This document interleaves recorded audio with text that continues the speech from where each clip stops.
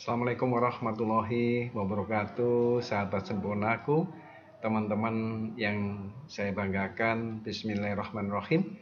Hari ini merupakan hari yang berbahagia. Kita kembali lagi mengupas hal-hal yang menarik di bawah Kementerian Kemdikbudristek kita. Yang hari ini spesial saya sampaikan dengan implementasi MBKM, Merdeka Belajar Kampus Merdeka, dalam Tridharma Perguruan Tinggi. Cakupannya apa? Cakupannya ke Dharma pertama, pendidikan dan pengajaran, Dharma kedua, penelitian, dan Dharma ketiga, pengabdian pada masyarakat. Itu saya kupas habis bagaimana implementasi MBKM dalam Tridharma Perguruan Tinggi kita.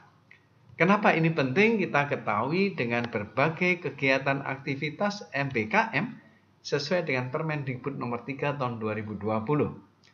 Pak Menteri telah menginformasikan tahun 2020 dengan Permendikbud nomor 3-nya bahwa kegiatan mengikuti seluruh proses pembelajaran dalam prodi, mengikuti sebagian proses pembelajaran dalam prodi dan sisanya di luar prodi, totalnya per semester 20 SKS. Sehingga kalau kita melihat bagaimana sih sebenarnya MBKM itu. MBKM merupakan suatu kemerdekaan belajar, memberi kebebasan dan otonomi kepada lembaga pendidikan dan merdeka dalam birokrasi. Dosen dibebaskan dari birokrasi yang berbelit-belit dan juga mahasiswa diberikan kebebasan untuk memilih bidang yang mereka sukai. Kalau kita lihat kenyataannya setelah Permendikbud nomor 3 tahun 2020, apa yang terjadi? Banyak kampus yang masih bingung, banyak kampus yang masih ragu-ragu, banyak kampus yang mengimplementasikan itu masih setengah hati. Nah, ini yang harus kita benahi, ini yang harus kita optimalkan program dari Pak Menteri Kemdikbudristek, Bapak Nadiem Anwar Makarim. Untuk apa? Untuk mensukseskan program ini yang notabene sudah didasari oleh Ki Hajar Dewantoro, yaitu dengan setiap orang menjadi guru dan setiap rumah menjadi sekolah. Dan ini sudah terjadi. Untuk itu mari kita lihat apa sih sebenarnya yang kesulitan teman-teman perguruan tinggi negeri dan swasta, khususnya di swasta, untuk membuat suatu kegiatan MBKM di kampus Bapak Ibu sekalian. Kalau kita lihat dari persyaratannya sangat simpel sekali. Persyaratan kegiatan hak belajar 3 semester di luar prodi, mahasiswa prodi terakreditasi otomatis prodi A atau B, mahasiswa aktif terdaftar di PD Dikti, dan program Merdeka Belajar dalam kurikulum, program Merdeka Belajar ada dalam panduan, dan program Merdeka Belajar disusun bersama-sama dengan mitra. Itu kuncinya. Nah, sekarang bagaimana langkah perguruan tinggi harus dilakukan? Langkah perguruan tinggi pertama memfasilitasi mahasiswa untuk belajar 2 semester dan 1 semester di luar prodi. Kalau dilihat ini, memfasilitasi mahasiswa, tugas perguruan tinggi seperti itu. Dan menyusun kebijakannya yang mendukung di luar prodi dan membuat MOU dengan pihak ketiga atau dengan mitra dalam dan luar negeri. Dan bagaimana tugas turunan di bawahnya? Tugas fakultas.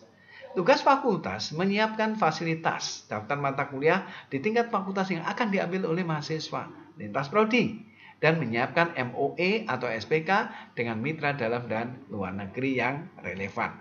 Bagaimana tingkat bawahnya yaitu tingkat prodi? Prodi menyusun kurikulum model implementasi MBKM, memfasilitasi mahasiswa mengambil mata kuliah lintas prodi, menawarkan mata kuliah yang diambil di luar prodi, dan melakukan ekivalensi mata kuliah dengan kegiatan pembelajaran di luar prodi dan di luar perguruan tinggi Bapak Ibu sekalian. Nah, sekarang kuncinya di mana? Di mahasiswa. Mahasiswa kuncinya tapi harus didukung oleh dosen sebagai penggerak MBKM. Kalau dosennya tidak bergerak, otomatis mahasiswa nunggu. Nah, inilah yang harus kita pacu, teman-teman dosen penggerak untuk MBKM bergerak. Dan membimbing para mahasiswa bersama dengan dosen PA merencanakan mata kuliah yang diambil di luar prodi, mendaftar program kegiatan di luar prodi, melengkapi persyaratannya, kemudian mengikuti program kegiatan di luar sesuai dengan ketentuan. Nah, ini adalah mahasiswa. Nah, bagaimana dari pihak yang akan kita kirimi mahasiswa kita, yaitu sebagai mitra. Mitra macam-macam, bisa sekolah, bisa mitra industri, bisa perusahaan, bisa rumah sakit, bisa perguruan tinggi, bisa apapun, itu adalah mitra. Otomatis perguruan tinggi dengan mitra harus ada MOU, membuat MOA kesepakatan, Memorandum of Understanding, Memorandum of Agreement, melakukan program kegiatan di luar prodi, melakukan tridharma perguruan tinggi dengan baik di tempat mitra, dan mengevaluasi serta monitoring mahasiswa yang bekerja di mitra, serta melaporkan dan menilai mahasiswa khususnya di soft skill-nya. Nah, dari sini kita lihat bahwa peran mahasiswa institusi implementasi MBKM seperti ini kalau kita ringkas dengan adanya 8 kegiatan. Sekarang sudah berkembang menjadi 9, yaitu 1 tambah bela negara. Nah, ini merupakan hal yang penting Bapak sekalian. Apa saja sih yang masuk dalam 8 kegiatan atau saat ini menjadi 9 kegiatan mahasiswa di luar kampus? 1 adalah magang, praktek kerja, 2 praktek proyek di desa, 3 mengajar di sekolah, 4 pertukaran pelajar, 5 riset, kegiatan berusaha, proyek independen, proyek kemanusiaan, dan terakhir adalah bela negara. Nah, dari kegiatan ini kita harus mengetahui bagaimana tujuan pendidikan tinggi untuk menyiapkan mahasiswanya ikut dalam MBKM. Dalam kegiatan hari ini sesuai dengan KKNI, mahasiswa otomatis tridharma fokus hari ini akan saya jabarkan lengkap bagaimana implementasi di pendidikan, bagaimana implementasi di penelitian, dan bagaimana implementasi di pengabdian pada masyarakat. Nah, ini salah satu desain implementasi MBKM di kampus saya di Universitas Jember. Kita lihat, di sini pola yang akan kita lakukan sesuai dengan Permendikbud nomor 3 tahun 2020, yaitu minimal dengan capaian pembelajaran CPL Prodi minimal 144 SKS. Pembentukan Body of Knowledge keilmuan Prodi minimal 84 SKS. Sehingga mahasiswa wajib memenuhi pembelajaran dalam Prodi. Kalau sudah ini Bapak sekalian, Bapak Ibu tinggal fokus. Nggak akan mungkin mahasiswa keluar dari keilmuan Prodi. Begitu loh. Jadi jangan khawatir Bapak Ibu. Kalau ikut di MBKM nanti gimana core-nya? Apakah dia bisa fokus pada core-nya? Ya jelas fokus dong. Karena apa? 84 SKS minimal keilmuan di Prodi. Kemudian baru sisanya 20 SKS pembelajaran berbeda di kampus Bapak Ibu sekalian.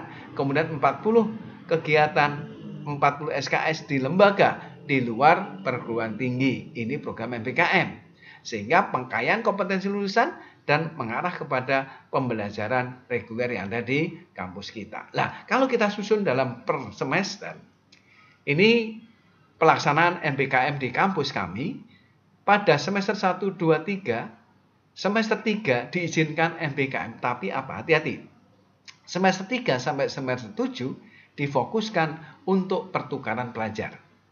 Semester 6 ke atas atau 5 ke atas difokuskan pembelajaran perguruan tinggi lain maupun di lembaga perguruan tinggi selain pertukaran pelajar. Termasuk di sini ada magang, KKN tematik, ya, ke lapang dan sebagainya di semester 5 ke atas. Semester 1, semester 3 ke atas pertukaran pelajar. Baik prodi yang berbeda di kampus Bapak Ibu sekalian, prodi yang sama di kampus lain, dan prodi yang berbeda di kampus lain. Nah, pola ini kita harus menyiapkan dengan baik. Nah, bagaimana tahapan implementasinya Bapak Ibu sekalian? Tahapan implementasi yang Bapak Ibu harus siapkan adalah identifikasi kegiatan program akademik yang berjalan dengan merancang kegiatan barunya, peraturan kurikulumnya, panduan MBKM-nya, pengembangan kurikulum prodi, dokumen kerjasama prodi dengan mitra, dan panduan rancangan kegiatan MBKM. Baru masuk ke strateginya. Setelah strategi selesai, baru ke implementasi. Nah, hal-hal ini Bapak Ibu sekalian yang agak ruwet bagi teman-teman adalah di penyetaraan dan penilaian. Nah, ini yang kadang-kadang teman-teman itu terlalu kaku sehingga tidak mau legowo kalau mahasiswanya mendapatkan soft skill ilmu di luar bidang kepakaran dia. Nah, ini harus kita benahi dan kita akan ikutkan kegiatan mahasiswa kita ke kegiatan nasional MBKM ini. Pertama ada 8 kegiatan dengan 1 ditambahi dengan bela negara. Ada yang free form 20 SKS yaitu kompetensi tambahan hard skill-nya dan soft skill-nya.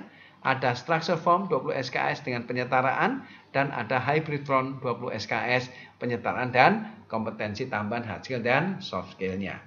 Nah, kalau kita lihat Bapak sekalian dengan MBKM ya, ada bentuk free form dan ada bentuk terstruktur, struktur form. Ini juga kita ambil dari paparan Ibu Banun Kusumawardhani yang sebagai Ketua MBKM di Universitas Jember, bahwa dalam paparan Ibu Banun Kusumawardhani di UNED 2021 kemarin, bahwa contoh mahasiswa yang magang di industri selama 6 bulan. Nah, 6 bulan ini CPL-nya yang berbasis hard skill itu apa saja? Nah, dari sini bisa kita hitung setara dengan sekian SKS. Kemudian CPL soft skill-nya dengan metode pembelajaran contextual learning, yang hard metodenya dengan problem based learning, kemampuan dan sebagainya, ini totalnya setara dengan berapa SKS. Sehingga kalau kita lihat bentuk struktur, sampai sih kita satu-satu. CPL-nya ini, kegiatan ini, bebannya ini, totalnya 20 SKS. Jadi Bapak Ibu sekalian, kita akan bisa melihat dari program-program itu sesuai dengan kebutuhan kita dan mahasiswa kita. Oke, bagaimana skema konversi kegiatan MBKM dengan mata kuliah? Konversi MBKM dengan kegiatan mata kuliah, kegiatan magang contohnya, ada mata kuliah apa saja dikonversikan dan sesuai dengan setara 20 SKS per semester. Nah, dari sini kita bisa melihat Bapak sekalian, bagaimana rekomendasi konversi MBKM, kebijakan Merdeka Belajar nomor ini, peraturan akademik di perguruan tinggi Bapak Ibu sekalian, mengacu Permendikbud nomor 3, ikuti seluruh proses pembelajaran, menghitung ekivalensi SKS, didasarkan pada luaran MBKM-nya, serta dasar SKS dihitung sesuai dengan standar yang ada di Permendikbud nomor 3 tahun 2020. Gimana caranya? Ini yang Bapak Ibu kadang-kadang salah. Yang berkaitan dengan SKS itu diartikan adalah jam kegiatan, bukan jam belajar. Artinya apa? Dalam kegiatan SKS dengan jam kegiatan, itu artinya jam kegiatan belajar di kelas BAD, yaitu magang, apakah pertukaran pelajar, proyek di desa, wirausaha, riset, studi independen, kegiatan mahasiswa daerah terpencil, bela negara, dan semua kegiatan yang didampingi oleh dosennya. Jadi yang dihitung jam kegiatan, bukan jam belajarnya. Sehingga kegiatan-kegiatan itu diambil oleh mahasiswa dalam 3 semester di atas yang dipilih dari program ditentukan pemerintah atau program yang disetujui oleh rektor atau ketua lembaga atau oleh direktur dari institut dan politeknik yang ada di kampus Bapak sekalian. Sehingga kalau kita melihat hak belajar 3 semester di luar prodi itu simple. Kita ngitungnya adalah jam kegiatan, bukan jam belajar. Sehingga apa yang kita hitung itu mudah. Ya, salah satu contohnya adalah kuliah responsif tutorial setara dengan 170 menit atau 2,83 jam, seminar 170 menit, praktek praktikum 170 menit, sehingga yang dihitung dalam kegiatan ini sesuai dengan pola perhitungan contoh di bawah ini. Ini salah satu contoh prinsip menghitung konversi nilai dan bobot SKS.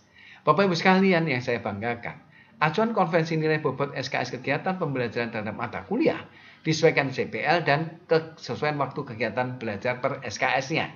Contoh, kegiatan pembelajaran magang atau praktik kerja bobot 20 SKS. Jadi, magang itu 20 SKS. Jangan magang hanya 6 SKS. Kita setarakan kegiatan pembelajaran magang, praktik kerja 20 SKS. Gimana ngitungnya? Ngitungnya 1 SKS sama dengan 170 menit dikalikan 16 minggu. Ya, 16 bulan sama dengan 2720 menit atau 45 jam. Jadi 1 SKS setara dengan 45 jam. Kemudian 1 hari kegiatan pembelajaran 8 jam. Nah, sehingga 20 SKS itu adalah 20 dikalikan 4845 jam sama dengan 900 jam dibagi jam pembelajarannya, yaitu kegiatan pembelajaran jam kegiatan sama dengan 112 hari atau setara dengan 5,6 bulan. Nah, ini kalau 1 semester 5,6 bulan. Bagaimana kalau 1 semester 3 bulan? Bisa. Gimana strateginya? Strateginya Bapak Ibu, optimalkan jam kegiatan di aktivitas mahasiswa Bapak Ibu sekalian. Jangan 8 jam, bisa menjadi 14 jam. Gimana strateginya? Ada persiapan jam magang, pelaksanaan jam magang, dan evaluasi monitoring setelah jam magang pada malam hari. Sehingga totalnya bisa 14 jam. Nah, ini menarik. 12, 13, 14 jam tergantung dari kesepakatan. Sehingga dari sini muncullah nanti ada sekitar 3, sekian bulan dalam 1 semester untuk aktivitas magang. Nah, ini salah satu contoh. Dan itu semua Bapak Ibu sekalian harus ada kita siapkan rubrik penilaian. Apakah untuk KKN, apakah untuk magang industri, itu dari pihak industri, dari pihak mitra harus ada acuan rubrik penilaian dari kita.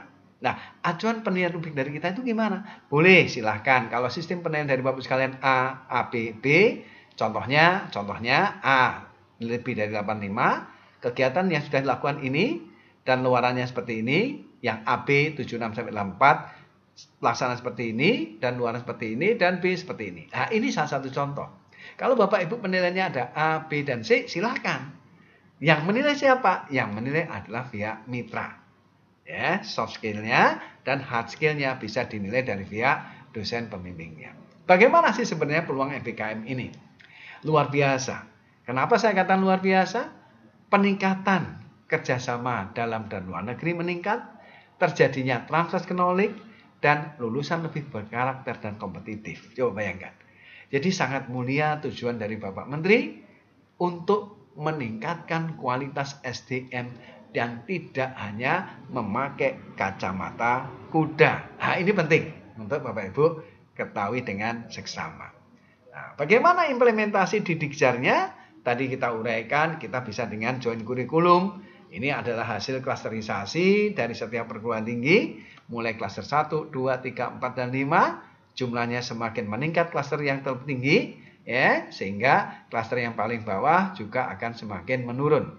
Efeknya di mana?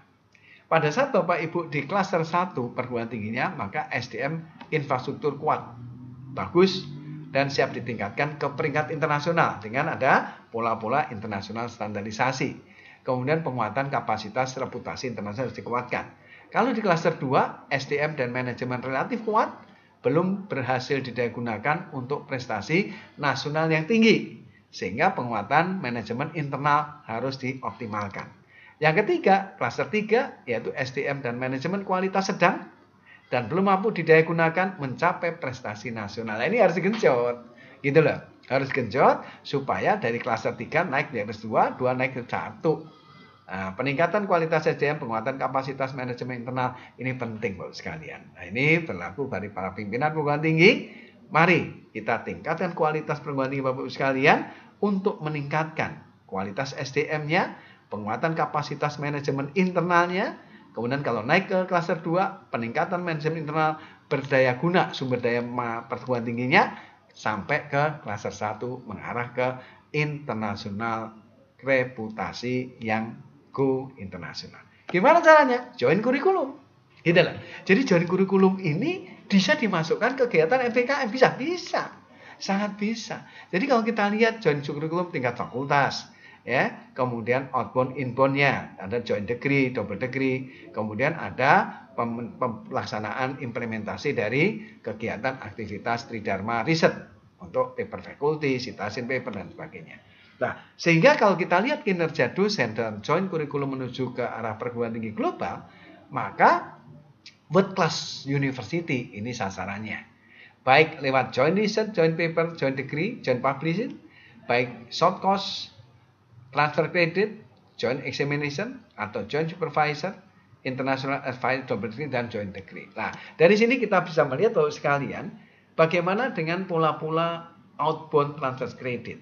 Outbound transfer yang kita lakukan dengan perkuliahan melalui online, paling banyak 8 kali tatap muka contohnya, dan sertifikat keterangan transfer kredit bagi mahasiswa dapat menyantumkan mata kuliah Jumlah SKS yang ditempuh di perguruan tinggi mitra luar negeri.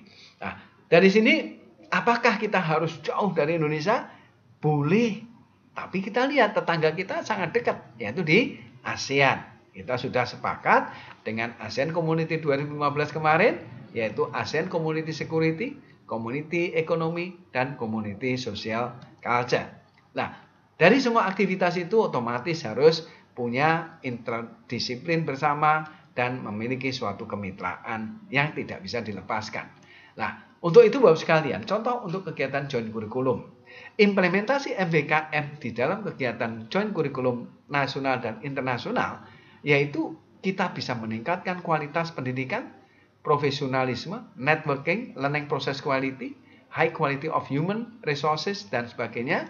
Dan juga efeknya bagi mahasiswa yang ikut MBKM dalam kegiatan pertukaran pelajar, baik nasional dan internasional, maka aktivitas kegiatan pertukaran disediakan oleh Prodi, kemudian mahasiswa Prodi diusulkan ke CPL, serta kegiatan pembelajaran dapat dilakukan secara tatap muka atau daring, ya, dan mekanismenya program pada Prodi yang berbeda di kampus Bapak Ibu sekalian, program kuliah Prodi yang sama atau sejenis di kampus di luar kampus Bapak Ibu sekalian, dan kuliah Prodi yang berbeda di luar kampus Bapak Ibu sekalian. Nah, dari efek ini bisa kampus dalam dan luar negeri. Kalau kita ingin menjadi international university, world class university, maka ini harus dikembangkan.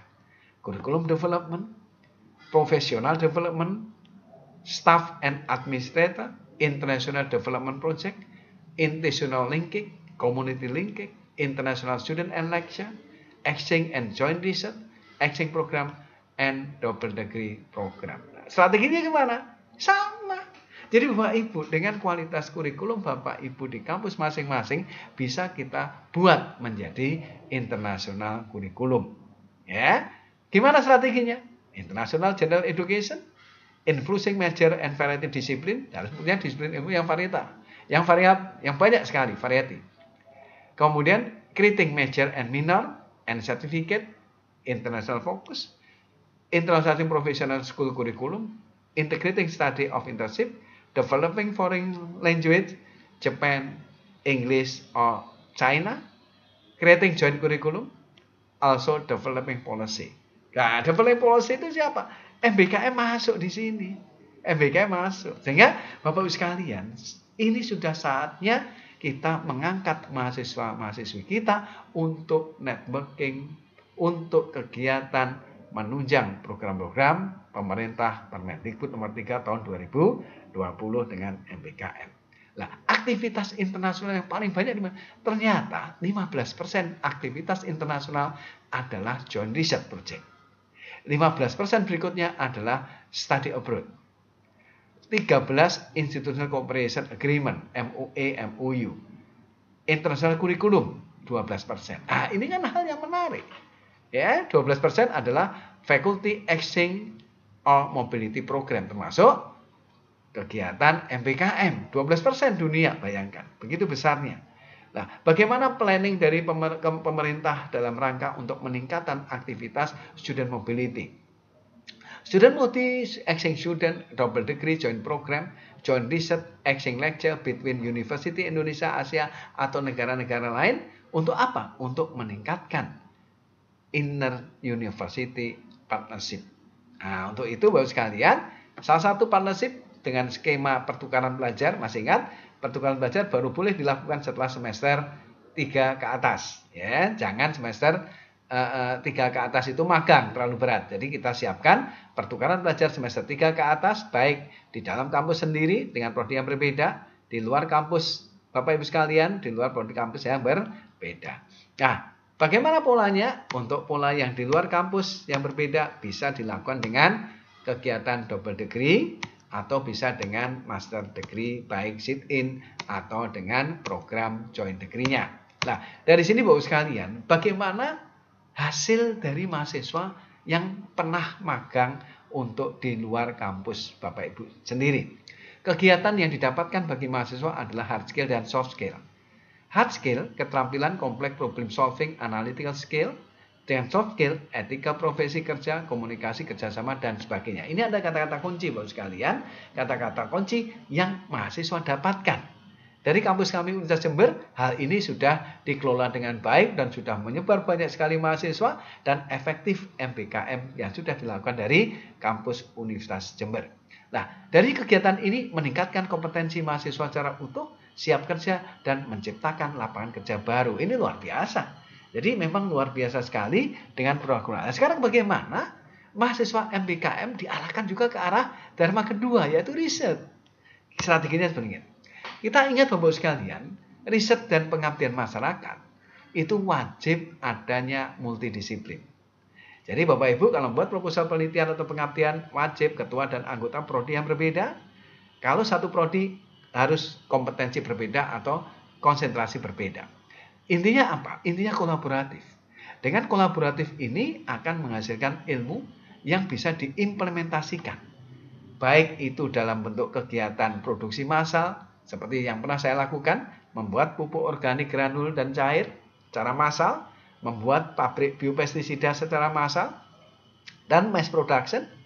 Kemudian untuk kegiatan yang sebentar lagi Bapak Ibu akan lakukan, yaitu kegiatan matching fund yang di backup kegiatan dengan industri melalui kedereka. Nah, kemudian aktivitas-aktivitas lainnya. Nah, dari sini Bapak sekalian, mahasiswa bisa kita angkat dan dosennya juga kita bisa angkat menyiapkan namanya sociopreneurship. Ini dari istilahnya Pak Kintoko tahun kemarin dengan sociopreneurship ini banyak sukses. Untuk apa? Untuk kegiatan meningkatkan pendapatan kesejahteraan dari masyarakat. Pemberdayaan masyarakat dengan parameter perubahan taraf ekonomi, serta harus ada blueprint kesamaan mindset, dan modelnya adalah komersialisasi dari hasil penelitian. Nah, bagaimana menyiapkan mahasiswa dan dosen-dosen semuanya supaya esensial untuk entrepreneurship? Pertama, pemikir yang kreatif, creative thinker atau inovator. Berani mengambil risiko, risk taker, menjadi risk manager, pencipta peluang, opportunity creator, communicator, conventional thinking, and leader, serta agen perubahan atau change agent of change. Dengan kemampuan market research, negotiation, project, corporate, dan financing. Jadi dari sini kita melihat efeknya apa bagi mahasiswa setelah kegiatan aktivitas magang di perusahaan, persis seperti saya utarakan tadi. Kemudian efek yang lainnya ada kegiatan yang akan meningkatkan akreditasi institusi Bapak sekalian. Otomatis jumlah hakim meningkat, jumlah paten meningkat, dan jumlah kegiatan publikasi juga meningkat. Bapak Ibu sekalian ingat, setiap kegiatan riset dan pengabdian, khususnya untuk penelitian, harus mengambil dasar yaitu PRN 2020-2024. Isinya semua prodi, semua bidang fokus riset Bapak Ibu sekalian ada dalam PRN. Yang fokus riset yang berikutnya yang penting harus ditulis di setiap proposal penelitian, baik riset keilmuan, matching fund atau BPOPTN yaitu Sinitamas, dasarnya adalah green economy, sustainability perubahan iklim dan energi, blue economy, maritim, kelautan perikanan, pariwisata, teknologi dan alat kesehatan, serta teknologi tepat guna dan STEAM. Ini adalah prioritas di setiap fokus riset yang Bapak Ibu ingin lakukan. Nah, bagaimana implementasi MBKM-nya? Implementasi MBKM dalam penelitian itu sudah diangkat oleh program riset keilmuan, didanai oleh LPDP Mandatory. Ya, dari LPDP Mandatory ini sudah muncul batch 1 kemarin. Dan saat ini Bapak Ibu sudah digelontorkan uang 100 juta rupiah, masih 70% tentunya untuk bekerja di sini. Baik kegiatan-kegiatan dengan memanfaatkan atau dengan mendukung MBKM sebagai landasan kebijakannya dan mengangkat mahasiswa dan mitra untuk partisipasi dalam riset keilmuan. Nah, apa dampak mahasiswa yang ikut dalam riset kita?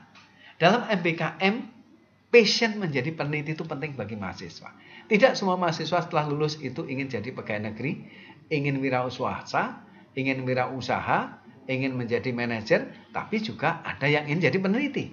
Sehingga mahasiswa yang ingin jadi peneliti ini merupakan tempat magang, tempat membangun cara berpikir kritis, tempat melakukan metode riset secara lebih baik, serta menghasilkan kompetensi penelitian melalui pembimbingan langsung oleh peneliti di tempat Bapak sekalian atau di tempat penelitian yang lainnya. Ini efek positif dari MBKM yang mahasiswa kita libatkan dalam bidang penelitiannya. Terus bagaimana dengan studi proyek independen dalam riset mandiri dosennya? Riset mandiri dosennya, mahasiswa mendapatkan karya inovatif, melengkapi topik yang tidak termasuk dalam jadwal kuliah, tapi masih tersedia dalam silabinya, menyelesaikan pendidikan berbasis riset dan pengembangan. Tema yang diambil mahasiswa harus sesuaikan CPL Prodi, dan menghasilkan produk atau kompetitif tingkat nasional internasional yang direcognize oleh kementerian, dan mewujudkan gagasan mahasiswa dalam pengembangan produk inovatif. Nah, ini penting sekali Bapak sekalian di dalam melibatkan setiap mahasiswa untuk kegiatan di skema riset kita. Berapa mahasiswa riset keilmuan? 4-5 mahasiswa. Bagaimana PPTN? PPTN yang mono yes 2 mahasiswa, yang multi yes 4 mahasiswa. Sama dengan di pengabdian pada masyarakat. Yang mono yes pengabdian PKM contohnya 2 mahasiswa, yang multi yes contohnya PPUD, PPUP, dan lain-lain 4 mahasiswa yang ikut mensukseskan kegiatan MPKM. Dalam riset keilmuan kemarin sudah diseleksi, ada 600 judul, luar biasa. Dan sebentar lagi Bapak Ibu siap untuk batch kedua, yaitu di awal tahun ini. Riset mandiri terbanyak didanai, riset desa kedua, kewirausahaan dan kemanusiaan. Ini adalah dari ranking lolos tahun 2021 kemarin.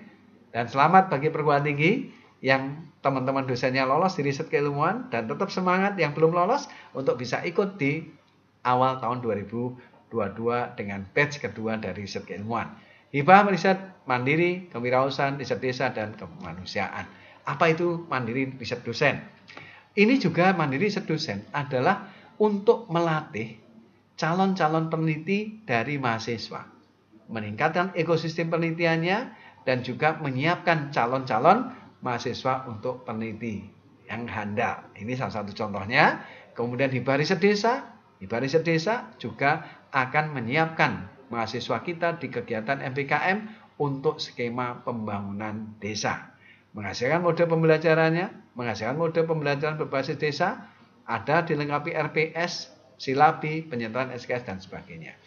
Bagaimana efek bagi mahasiswa yang pernah ikut MPKM khususnya di kegiatan membangun desa, kegiatan kuliah kerja nyata tematik? 1. Mahasiswa dapat mengidentifikasi potensi dan menangani masalah desa, mengembangkan potensi desa dan meramu solusinya, serta mengasah soft skill. Nah, ini kan penting. Jadi mahasiswa tidak kacamata kuda, dia bisa membantu masyarakat desa mengangkat kemitraan, kerjasama, lintas disiplin ilmu, lintas kompetensi, leadership mahasiswa dalam mengelola program pembangunan, dan sebagainya. Sehingga kata kuncinya mahasiswa bisa menggerakkan pertumbuhan ekonomi di desa. Nah, yang berikutnya riset kewirausahaan. Mahasiswa dilibatkan dalam riset kewirausahaan. Mengarah kemana? Kelima, scale. 1. Social entrepreneurship, management entrepreneurship, teknologi entrepreneurship, digital technology entrepreneurship, dan digital entrepreneurship. Nah, ini penting untuk kita libatkan para mahasiswa, 4-5 mahasiswa dalam kegiatan riset yang didanai oleh LPDP mandatori. Juga bisa dilibatkan dalam PPUPTN yang dimasukkan dalam identitas di awal silsilah mas. Ya. Good. Kalau kita lihat Bapak sekalian, kewirausahaan bagi mahasiswa yang ikut MPKM apa? Mahasiswa mengembangkan usaha lebih dini, menangani permasalahan pengangguran, dan sistem pembelajaran kewirausahaan yang terpadu dengan praktek langsung. Sehingga mahasiswa tidak hanya teori, tapi mahasiswa akan melakukan pembelajaran terpadu dan praktek langsung kewirausahaan sebagai mitra industri Bapak Ibu sekalian. Kemudian riset yang terakhir di riset keilmuan adalah riset kemanusiaan. Ini berkaitan dengan mitigasi bencana, sehingga arahnya mahasiswa bisa menjunjung tinggi nilai kemanusiaan. Tujuannya, mahasiswa memiliki jiwa muda, kompetensi ilmu, minat menjadi food soldier, memberi proyek kegiatan dalam dan luar negeri, melatih mahasiswa memberi kepekaan sosial untuk menggali dan menyelami permasalahan yang ada di daerah dengan minat dan keahlian masing-masing. Tugas terakhir, mahasiswa berdasarkan agama, moral, dan etika bisa menjalankan tugas proyek-proyek kemanusiaan di daerah-daerah yang diinginkan. Nah, sekarang kita lihat Bapak sekalian. Luaran wajib dari kegiatan riset keilmuan khususnya, pertama bukan publikasi. Pertama adalah rancangan model RPS yang ada di MPKM-nya. Itu luaran yang pertama. Yang kedua baru publikasi nasional internasional. Yang luaran tambahannya buku, haki, dan sebagainya. Nah, ini pentingnya program MPKM untuk kita implementasikan di Tridharma Perguruan Tinggi. Kita bisa melihat pemetaannya kegiatan dengan 20 SKS, libatkan mahasiswa dari awal dengan mitra, partisipasi mitra mahasiswa diperlukan, dan penyusunan RPS perlu juga dimasukkan dari masukan dari mitra dan mahasiswa, serta libatkan mitra memberikan penilaian kerja mahasiswa baik khusus untuk penelitian soft skill. Jadi untuk nilai soft skill, magang, kegiatan lapangan itu serahkan di pihak mitra, jangan kampus yang menilai. Tujuan RPAS jelas, ini luaran pertamanya. Luaran keduanya adalah publikasi di Sinta, hak cipta luaran tambahan, buku ISBN luaran tambahan, paten sederhana luaran tambahan. Oke, yang terakhir Bapak sekalian, bagaimana implementasi MBKM di Dharma ketiga, pengabdian pada masyarakat. Dalam pengimplementasi ke Dharma ketiga, ini kita bisa melihat aspeknya sangat luas sekali. Dan mahasiswa enjoy untuk kegiatan, untuk pengabdian. Kenapa? Karena pengabdian ini merupakan hilirisasi dari penelitian. Jadi kalau Bapak Ibu sudah penelitian, proposalnya ditarik menjadi hilirisasi, menjadi proposal pengabdian pada masyarakat. Itu kuncinya. Nah, kita lihat bagaimana PPM, pengabdian masyarakat, masa lalu, masa kini, masa datang. Nah, dari masa lalu jelas, masih mengarah kepada penyuluhan, pelatihan, pembangunan fisik. Ini kata kuncinya. Yang masa saat ini, masih bergabung inovasi, sinergi, masyarakat sebagai mitra, dan insentif dengan kegiatan bersama. Yang masa depan, di sini masih hasil penelitian, sinergi implementasi dengan Tridharma perguruan tinggi lainnya, juga adanya implementasi MBKM bagi mahasiswa. Nah, ini merupakan hal yang penting Bapak sekalian dalam kaidah pemberdayaan masyarakat yang berkelanjutan. Kita lihat saat ini banyak sekali kesenjangan ekonomi antara masyarakat kota dengan masyarakat yang ada di desa. Nah, untuk itu pemerintah sudah menggelontorkan dana lewat dana desa pembangunan desa senilai 1 miliar rupiah per desa. Dalam rangka untuk apa? Untuk meningkatkan daerah-daerah yang ada di seluruh tanah air. Supaya apa? Supaya tidak tertinggal. Nah, untuk itu perlu adanya suatu kegiatan di kampus Bapak sekalian dengan tujuan pembinaan desa. Yaitu bina desa, mitra desa, banyak sekali program.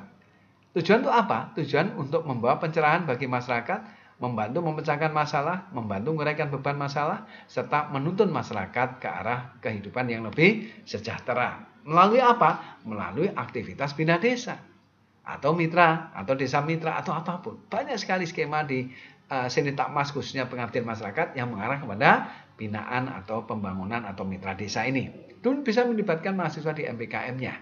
Kegiatannya untuk kegiatan aktivitas action dan pengembangan lokal potensial dan mengutamakan partisipasi masyarakat. Jadi top down. Sehingga program itu bisa menjadi desa kreatif, bisa desa hijau, desa peduli, desa mitra, desa pintar, atau desa sehat, atau desa halal, atau desa wisata, atau apapun. Nah, inilah salah satu yang bisa kita angkat. Bagaimana dengan mahasiswa yang terlibat dalam kegiatan membangun desa? Seperti saya katakan di awal tadi, bisa menggerakkan pertumbuhan ekonomi di desa. Nah, bagaimana potensinya? Bagaimana kita membuat strateginya sampai kita ke desa?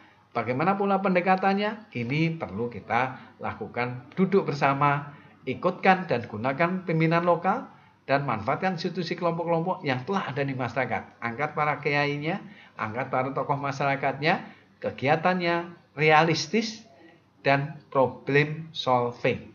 Buatlah kegiatan yang diinginkan oleh masyarakat. Ini penting Bapak sekalian untuk mengimplementasi MBKM ke jenjang Abdimas atau jenjang pengabdian pada masyarakat sesuai dengan Dharma ketiga.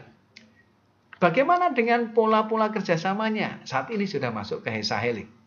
Hesahelik itu melibatkan akademisi, pelaku usaha, pemerintah, government, community, perbankan, dan mass media. Nah, sekarang udah masuk Heksa. Dulu Penta, sekarang udah Hesahelik. Ini penting sekali untuk kita tingkatkan kerjasama-kerjasama, baik untuk meningkatkan potensi desa, dan untuk meningkatkan mahasiswa supaya mahasiswa sinkron dengan aktivitas kita di desa. Untuk apa? Untuk pengembangan ekonomi lokalnya, untuk pemberdayaan masyarakat desanya, untuk meningkatkan kesehatan masyarakat desanya, dan untuk meningkatkan pendidikan masyarakat desanya. Inilah pentingnya kegiatan aktivitas di desa.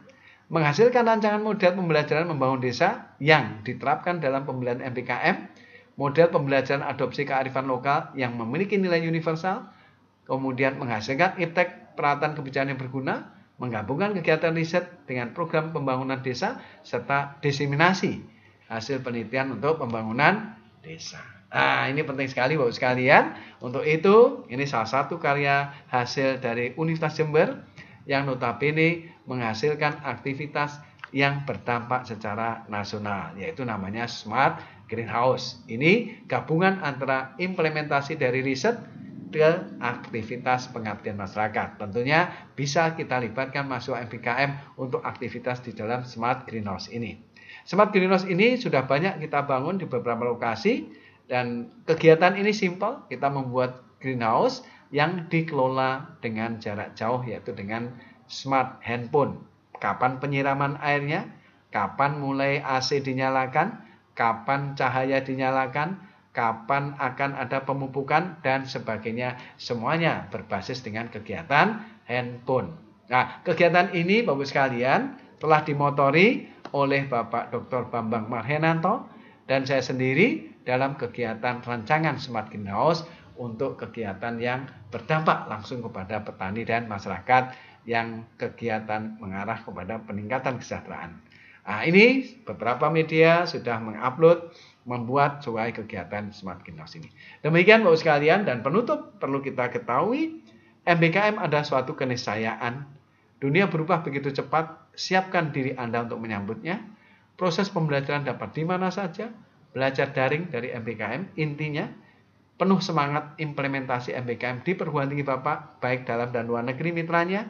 Aktifkan sleeping MOU. Jadi Bapak sekalian, jangan ada lagi sleeping MOU. Tolong dibangunkan MOU dan MO-nya, kemudian aktifkan kembali mitra dalam dan luar negeri, serta MBKM mendasari semua skema penelitian dan pengabdian pada masyarakat, baik didanai oleh Kemdikbud Riset, LPDP, atau dana-dana lain yang ada di tanah air. Demikian Bapak sekalian, sukses, semangat. Nomor HP saya, nomor email saya untuk kontak komunikasi, dan siap memajukan pola pendidikan kita mengarah kepada Merdeka Belajar Kampus Merdeka. Terima kasih. Akhirul kalam. Wassalamualaikum warahmatullahi wabarakatuh. Sukses, sukses, sukses.